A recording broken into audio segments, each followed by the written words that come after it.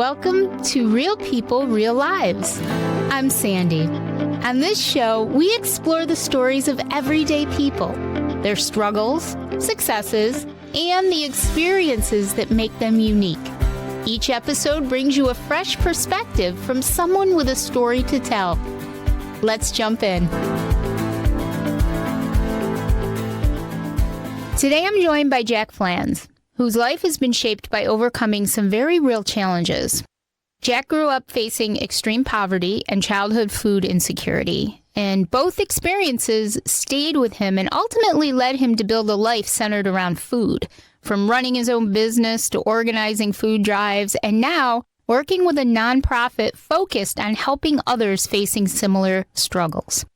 He's also navigated life with a learning disability that went unrecognized for years, something that impacted his education, his work, and even personal relationships before finally being diagnosed as an adult. I'm really looking forward to hearing more about Jack's journey. So, Jack, thank you so much for being here today. Oh, it's my pleasure, Sandy. I want to start out with your early life because that's what dictated everything that you did in your life and where you are today. So can you tell us what life was like for you growing up, especially when it does come to food and food scarcity and your day-to-day life? Sure. I am one of four siblings. I'm the youngest. We range from me at almost 60 to my oldest brother, who's almost in his mid-70s. My father was an auto mechanic in the 70s, 60s and 70s, and auto mechanics back then don't make the kind of money they do now. And my father never made more than $10,000 a year in his life, and he had a wife and four kids. On top of that, my father was functionally illiterate. He couldn't read. One of the wisest people I've ever known was an eighth grade dropout because he had just wisdom for the ages. I live and die by some of the things he told me the whole time I was growing up. But I grew up in the projects on the south side of Utica. I grew up in a project, federally subsidized project called Gilmore Village. And we were the working poor. So, for example, Federal Cheese Day was a national holiday in my house. We had a circle down. We didn't have Christmas circled. We had Cheese Day circled. And my mother made that brick and cheese last for months. I laugh because I remember it too, Jack. We had the big orange bricks of cheese. Yep. The big orange bricks of cheese, yes. In the brown box, stamped federal surplus. And my mother, man, from grilled cheese sandwiches to just plain cheese sandwiches, she milked that cheese for all it was worth. I remember months where for 3 weeks, all there was to eat was potatoes, bread, and water to drink. And my mother would make mashed potatoes, and she would take a spoon or a knife or something and outline what a steak would look like and put barbecue sauce on it and call it steak potatoes. We lived on corned beef hash. Remember the little cans of corned beef hash with the key? Oh, yes. The wine to get the thing out, and you put Very well. Potatoes and Spam. You're talking to someone who's living those memories with you right now. Yep. Yes, definitely. Yep. Definitely. And so because I was what was considered a project kid, I started out at one of the best schools in the city, which was John F. Hughes. But we were considered project kids. So we were sat in the back of the room and we got the ripped books and, we were treated a little differently than some of the other South Utica kids. And my parents, in their infinite wisdom, when I was maybe 9 or 10 years old, decided moving us from Gilmore Village to Cornhill was a step up. Now, for those who don't know about Cornhill originally back in the 40s, because my parents lived there when I was a baby, my grandparents lived there, a lot of my family lived there, was not the same kind of lower income area of the city of Utica as right. There wasn't that kind of crime. It was really back then just another neighborhood.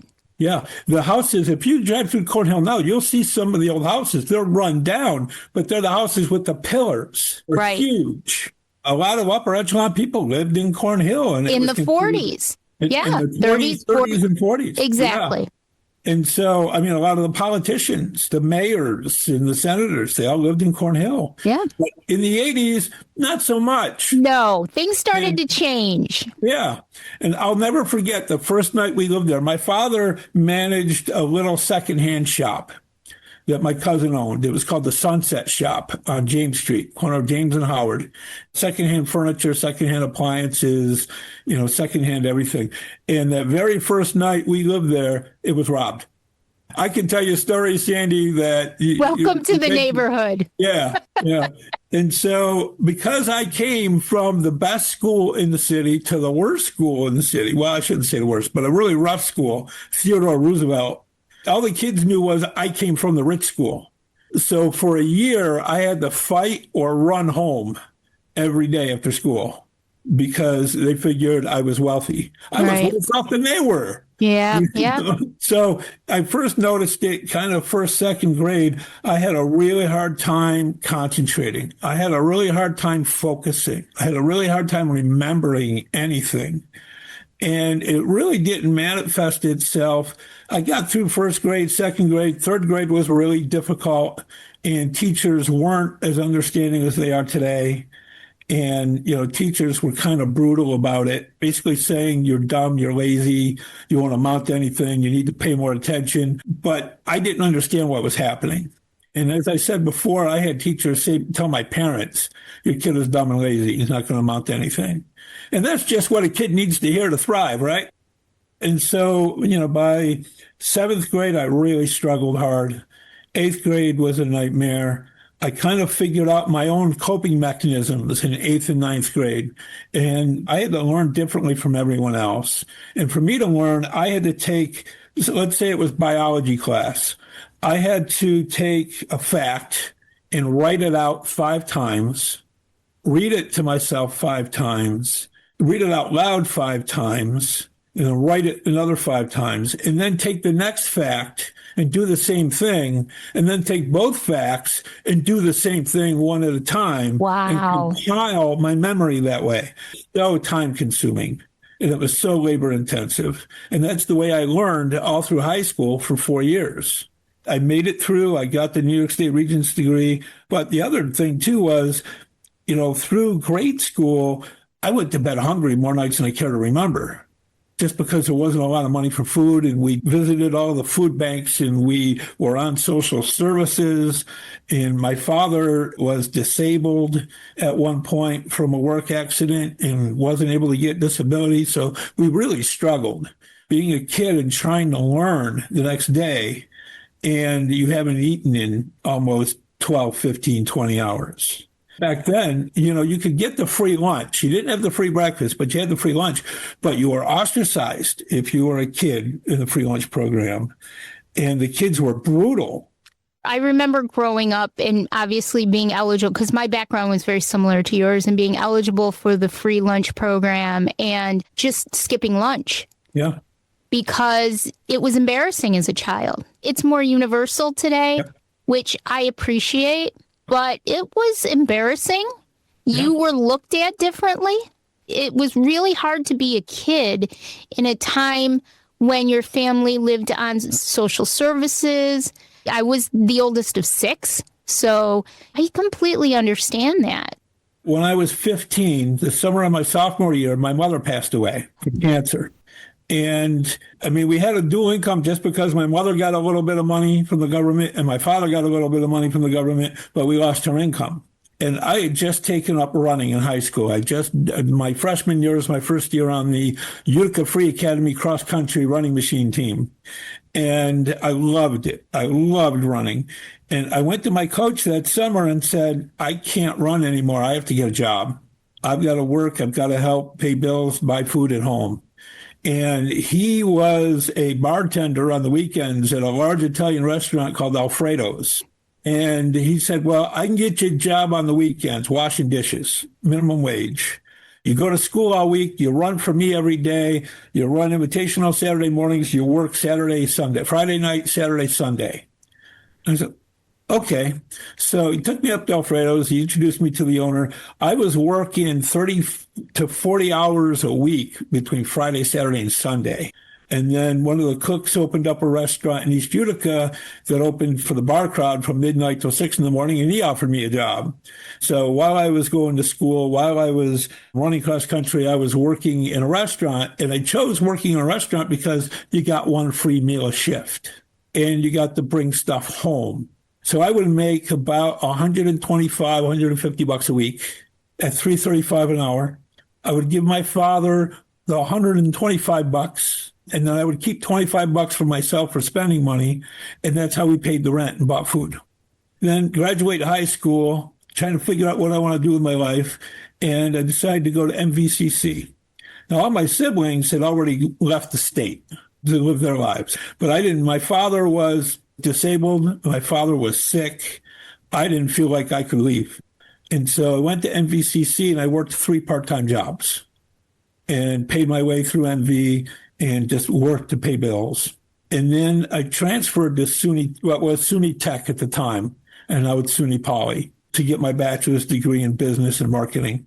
So I went to classes from 8 in the morning to 11 in the morning. I took 5 classes and I worked full time, 40 plus hours a week as a student loan collections officer. But just the experience of growing up the way I did really kind of shaped my work ethic. And I made a decision a long time ago that if I ever had children, they were never going to live life the way I did. And so fast forward, I got involved in public relations. I worked for the county as the county executive's publicist at one point. And then I went into nonprofit work and I worked for the American Diabetes Association. And then life hit and I got married, bought a house, had a baby. Nonprofit work pays just that, nonprofit.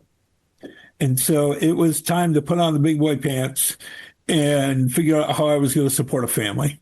So I went from helping to manage a disease that 10 million people around the country were dealing with diabetes, to promoting cell phones and cell phone technology for Sprint and Nextel. And it was like going to the dark side. You know, you spend 40 hours a week trying to help people who have a disease to selling them a product. And it was really hard transition for me.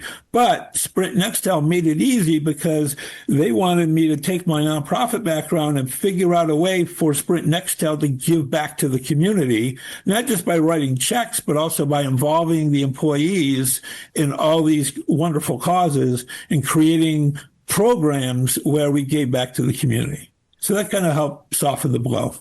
And one of the things that I embraced when I was with Sprint Nextel was creating events and creating fundraisers for the Food Bank of Central New York. And so we would do food drives, or with Red Cross, we would do blood drives, and we would find different things in Central New York, in Syracuse, to actively participate in and not just do the big check presentations. Because to me, you know, funds are absolutely necessary, but if you can roll up your sleeves and get involved in a proactive way, that makes a huge difference. Yes.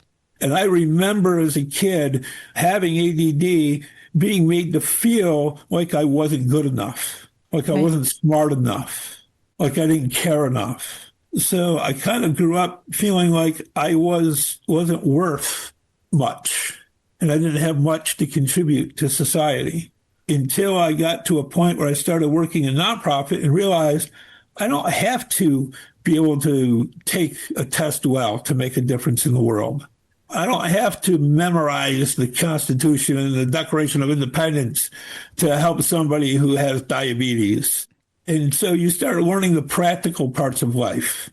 And you start thinking about, how am I going to support this kid? You know, how am I going to contribute to my family and my household? And once you start doing that and you start accomplishing a few things, and you start feeling good about yourself again.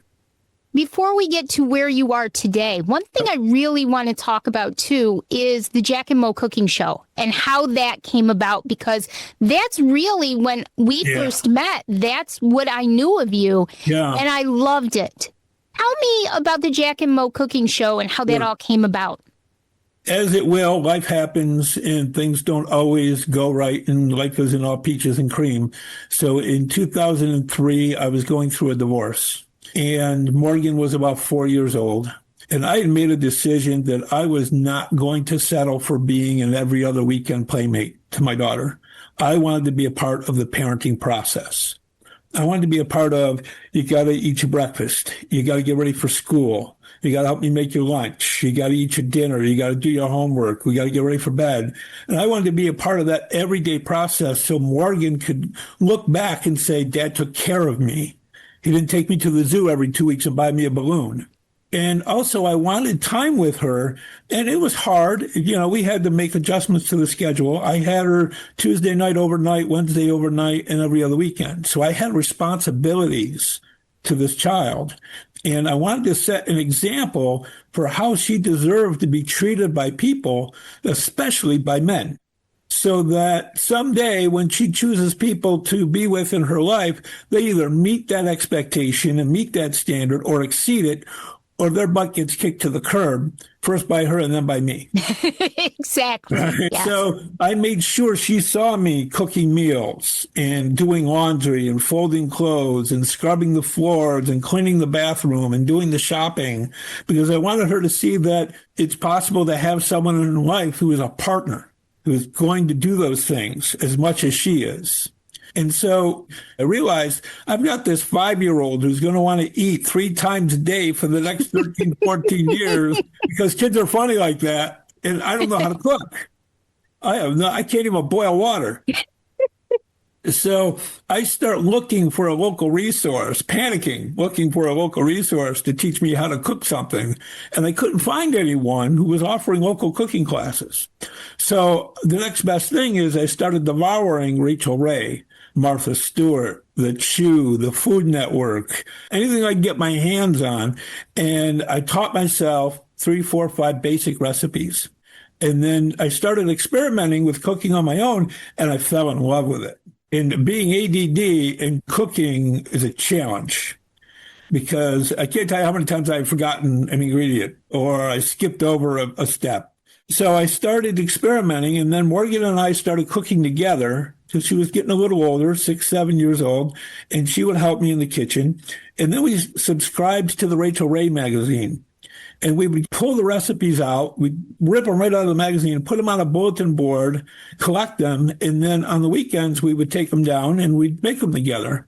And then, one day Morgan said, Dad, my friends don't eat the way we do. They go through the drive-through every night of the week, after basketball, after football, after soccer, after dance.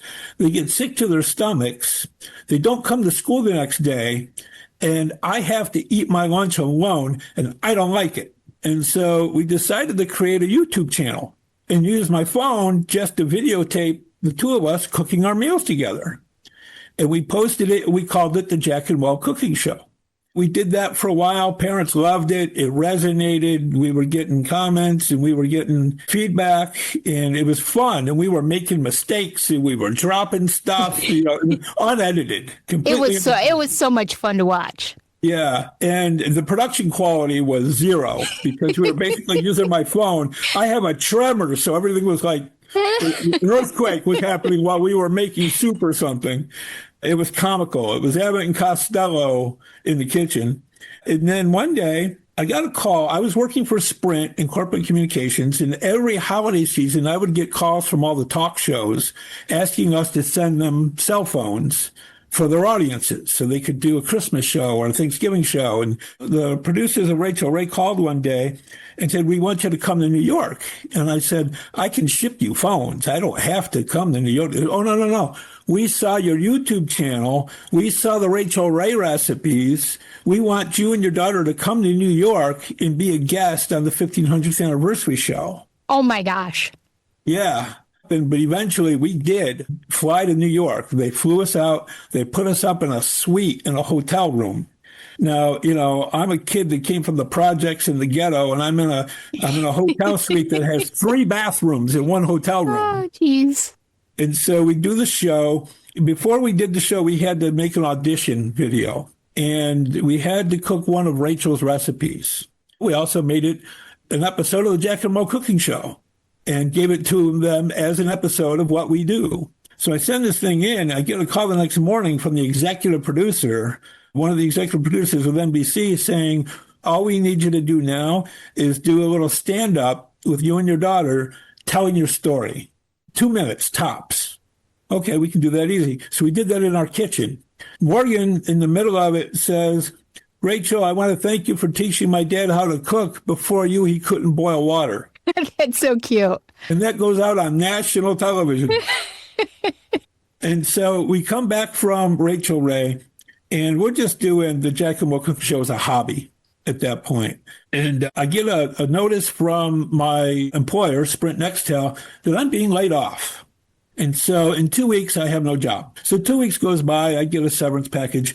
I'm working at my computer. I'm working on my resume, and I get a little hungry. So I start making lunch, and it just hits me like a ton of bricks that there must be a way for us to monetize the Jack and Will Cooking Show and get it out there far and wide to help families learn how to cook more with their families, cook healthier with their families, and to do it inexpensively and to use it as a tool to communicate with your kids. And so that's how the Jack and Will Cooking Show came about.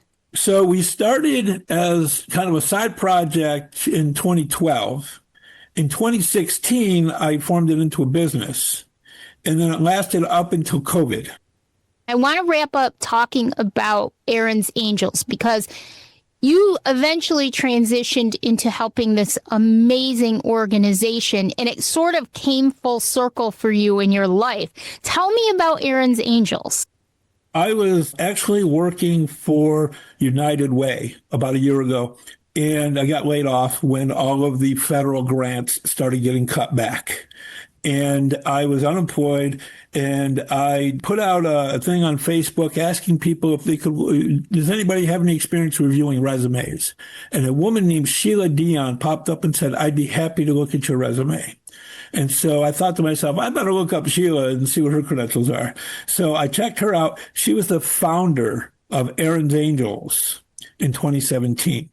And Erin's Angels is all about empowering kids by feeding them on the weekends when school is out and during school breaks and during summer vacations and providing hundreds and hundreds of bags of food to these families on a biweekly basis all year long. And also there's an advocacy part of it because the little girl it's named after had a tragic life, and she was starved, abused, and murdered. And so it was all about feeding kids and protecting kids.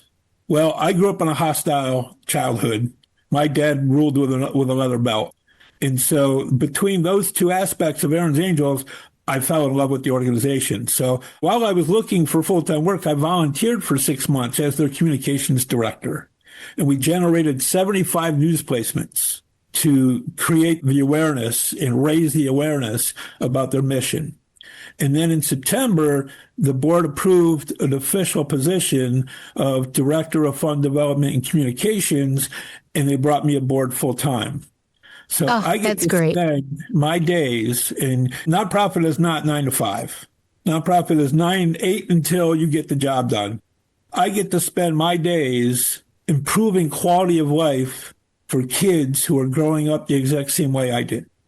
Jack, I love this for you. I just love this for you. I love that your life has come full circle. You know, as a kid who grew up with not much, I understand what that is like. And I think that's why I'm so involved in charity work, because it's almost like a giving back. Yeah. You know, it's getting through life and saying, I'm in a position now where I can help others. Yeah, it's all about reaching back and pulling people up. Now, how can people, if somebody's interested in helping Erin's Angels, getting involved in any way, how can they find more information about Erin's Angels? So our website is erinsangels.com.